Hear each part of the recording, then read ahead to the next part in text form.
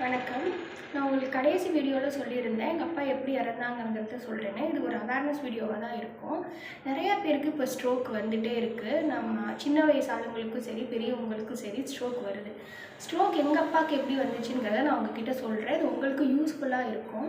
எங்கள் அப்பா ஒர்க் முடிஞ்சு வீட்டுக்கு நைட்டு வந்தாங்க. வரவங்க ஒரு வாமிட் தான் பண்ணாங்க, வேறு எதுவுமே செய்யலை. அவங்களுக்கு முன்னாடி முடியாமையும் எதுவுமே இல்லை.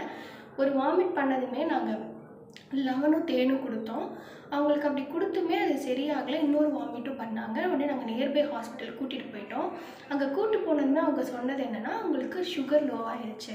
நார்மலாக நம்ம ஹாஸ்பிட்டல்ஸ் போனால் அவங்க சுகர் ப்ரெஷர் எடுப்பாங்க. எடுத்ததுக்கப்புறம் வாமிட்னாலே அவங்க இதை எடுத்து பார்த்துட்டு அவங்க என்ன சொன்னாங்கன்னா, சுகர் கம்மி ஆயிடுச்சு, அதனால கூட அவங்களுக்கு தலை சுற்று வாமிட் வரலாம் அப்படின்னாங்க. இது வந்து ஒரு காமன் ரீசன். சுகர் ப்ரெஷர் உள்ளவங்க நம்ம கூட்டிகிட்டு போனால் சுகர் ப்ரெஷர் கம்மியானனால வாமிட் வரும், தலை சுற்றுங்கிறது சொல்லிட்டாங்க. நாங்களும் அதை நம்பிட்டு வீட்டுக்கு வந்துட்டோம். அவங்களும் கொடுத்த டேப்லெட்டில் அவங்களுக்கு வாமிட் நின்றுச்சு. திரும்பி அவங்களுக்கு மிட் நைட்டில் வந்துட்டு வாமிட் வர ஆரம்பிச்சிருச்சு. அப்புறம் நாங்கள் மார்னிங் என்ன பண்ணிட்டோன்னா, பெரிய ஹாஸ்பிட்டலில் ஒன்று அட்மிஷன் போடுறதுக்காக கிளம்பிட்டோம். அப்போ அப்பா கண்ணு கொஞ்சம் டல்லாகிடுச்சுன்ட்டாங்க. எனக்கு கண்ணு கொஞ்சம் டல்லாக தெரியுதுன்ட்டாங்க. நாங்கள் பெரிய ஹாஸ்பிட்டலில் போய் அட்மிட் பண்ணதுக்கப்புறமும் அவங்களும் இதே தான் பண்ணுறாங்க. சுகர் ப்ரெஷர் செக் பண்ணிவிட்டு சுகர் லோவாக இருக்குது அந்த மாதிரி சொல்லிட்டு அவங்க அன்றைக்கி ஃபுல்லுமே அந்த சுகர் டேப்லெட் கொடுக்க மானிட்டர் பண்ண அந்த மாதிரியே வச்சுருந்தாங்க. ஈவினிங் தான் அவங்க டெஸ்ட் எடுத்தாங்க.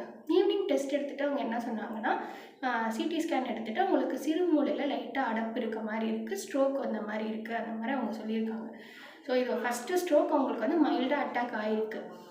அவங்க அதுக்கப்புறமும் கூட எம்ஆர்ஐ, இஇஜி அந்த மாதிரி அவங்க எதுவுமே எடுக்கலை. நம்ம என்ன பண்ணணும்னா, அதில் நம்ம தப்பு பண்ணுறது, ஒரு வாமிட் வந்துச்சு, தலை சுற்று வந்துருச்சுனாலே ஃபஸ்ட்டு நம்ம நியூரோ கிளினிக் போகணும், இல்லை நியூரோ டாக்டர்கிட்ட போயிட்டு நம்மளே சொல்லிடணும். ஒரு உயிர் நமக்கு முக்கியம், நம்ம காசு முக்கியம் இல்லை. ஸோ நம்மளே வந்து சொல்லிடணும்.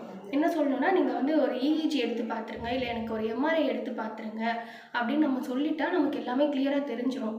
எங்களுக்கு அது அப்போ தெரியல, நாங்கள் சொல்லலை. அவங்க எம்ஆர்ஐ எடுக்காமல் விட்டுட்டாங்க. ஸோ என்ன ஸ்டேஜில் அந்த நரம்பு இருக்குது அப்படிங்கிறது அவங்களுக்கு தெரியல. அவங்க டேப்லெட் கொடுக்கும் போதே என்ன ஆயிடுச்சுன்னா, ஈவினிங் டேப்லெட் நாங்கள் கொடுக்கும் போதே அவங்களுக்கு வந்து பொறை ஏறிடுச்சு. பொறை ஏறுறது, இருமல் வர்றது, இதெல்லாம் ஸ்ட்ரோக் வரக்கூடிய சிம்டம்ஸ். ஸோ பொறை யாருக்கு ரொம்ப ஏறிட்டு இருக்கோ அவங்களும் கண்டிப்பாக நியூரோ கிளினிக் போகணும். அவங்களுக்கு பொறை ஏறிடுச்சு. பொறை ஏறியுமே அன்கான்சியஸ் ஆகிட்டாங்க. ஸ்ட்ரோக் வந்து அவங்களுக்கு அட்டாக் ஆகிடுச்சு.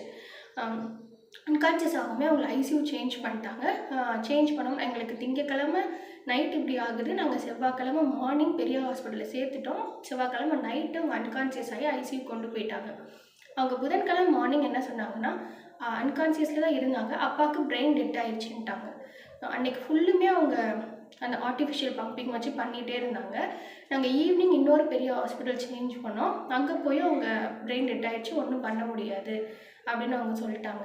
இதில் என்ன நான் சொல்கிறேன்னா, நீங்கள் ஸ்ட்ரோக் நமக்கு வரப்போகுதுனால வாமிட் வருது, தலை சுற்றுது, இல்லை கை கால் மரத்து போன மாதிரி இருக்குது, அந்த மாதிரி எது இருந்தாலும் நீங்கள் நியூரோ கிளினிக் போயிட்டு ஒரு இஇஜி எடுத்து பாருங்கள், இல்லை ஒரு எம்ஆர்ஐ எடுத்து பாருங்கள். அவங்க டாக்டர் கண்டிப்பாக இன்சிஸ்ட் பண்ணுவாங்க. நீங்கள் டாக்டரே சொல்லலையா, உங்களுக்கு என்ன செய்யுது, உங்களை சார்ந்தவங்களுக்கு என்ன செய்யுதுன்னு உங்களுக்கு தான் தெரியும். நீங்கள் கண்டிப்பாக காசு பார்க்காம அதை பண்ணுங்கள். பண்ணிட்டா நமக்கு இல்லைன்னா ஸ்ட்ரோக் வந்துச்சுன்னா சில பேர் கை கால் ஃபிசிக்கலாக எதுவுமே பண்ண முடியாமல் ஆயிரும். அதெல்லாம் தடுக்கணும்னா நம்ம ஸ்கேனிங் பண்ணிடணும். இதெல்லாம் பண்ணியிருந்தால் எங்கள் அப்பா ஒரு வேளை காப்பாற்றிருக்கலாமோன்னு எனக்கு தோணுச்சு. என்ன சார்ந்தவங்க இப்போ வர்றவங்க யாராவது தலை சுற்றுது இல்லை வாமிட் வருதுன்னு சொன்னால் நான் முதல்ல இதான் சொல்லுவேன், நீங்கள் காசு பார்க்காம நீங்கள் நியூரோ கிளினிக் போங்க, ஒரு டெஸ்ட் எடுத்து பார்த்துருங்கன்னு தான் சொல்லுவேன். ஸோ இது எங்கள் அப்பாவுக்கு இது வர்றதுக்கு முன்னாடியே 1 மந்த்துக்கு முன்னாடியே அவங்களுக்கு தலை சுற்றி அவங்க ஆஃபீஸில் வந்து தலை சுற்றி இருக்குது. அவங்க சுகர் தான் கம்மியாக இருக்குன்னு இவங்களோட அசம்ஷன்லேயே அவங்க சுகர் கொஞ்சம் வாயில் போட்டாங்க, சரியாயிடுச்சு. ஸோ இந்த மாதிரி எங்கள் தலை சுற்று ஒரு தடவை தலை சுற்றி வந்துருச்சுனாலே நீங்கள் ஒரு நியூரோ கிளினிக் போயிட்டு ஒரு செக் பண்ணிடுங்க, அதான் நல்லது. அப்புறம் இன்னொன்று என்னென்னா, இப்போ ஆக்சிடெண்ட் ஆகுது யாருக்காவது அப்படின்னா, அவங்களுக்கு கை காலில் அடிபட்டிருக்கும், தலையில் லைட்டாக பட்டிருக்கும், ஆனால் அவங்களுக்கு எதுவுமே தெரியல அப்படின்னா ஒரு 6 மந்த் அதுக்கு மட்டும்தான் அவங்க கை கால் அடிபட்டது, அதுக்கு மட்டும் தான் ட்ரீட்மெண்ட் எடுப்பாங்க. ஒரு 6 மந்த்துக்கு அப்புறம் அவங்களுக்கு லைட்டாக தலைவலி வருது, அதனாலன்னா கூட நமக்கு எப்போயோ அடிபட்டுச்சு அதனால தலைவலி இருக்காது, இது வேறு ஏதோ ரீசன் அந்த மாதிரி நினச்சிட்டு அவங்க கேர்லெஸ்ஸாக விட்டுருவாங்க. இல்லை நமக்கு ஏதாவது மேலே ஒரு பொருள் எடுக்கும் போதோ அந்த திங்ஸ் நம்ம தலையில் விழுந்துருச்சுன்னா கூட நம்ம அந்த டைம் அதை லைட்டாக தைலம் தடவிட்டு விட்டுருவோம். அந்த மாதிரி இருக்காமல், அதனால உங்களுக்கு ஏதாவது தலைவலி வந்துச்சு, ஏதாவது ப்ராப்ளம் வந்துச்சுன்னா உடனே கேர்லெஸ்ஸாக இருக்காமல் நீங்கள் டாக்டர்கிட்ட போங்க. நார்மல் டாக்டர்கிட்ட போகிறத விட நீங்கள் நியூரோ டாக்டர்கிட்ட போங்க கண்டிப்பாக. தலையில் என்ன இது இருந்தாலும் நம்ம முதல் டெஸ்ட் எடுத்து பார்த்துட்டு நம்ம அதுக்கேற்ற மாதிரி ட்ரீட்மெண்ட் எடுப்போம். கேர்லெஸ்ஸாக இருக்க வேணாம். இந்த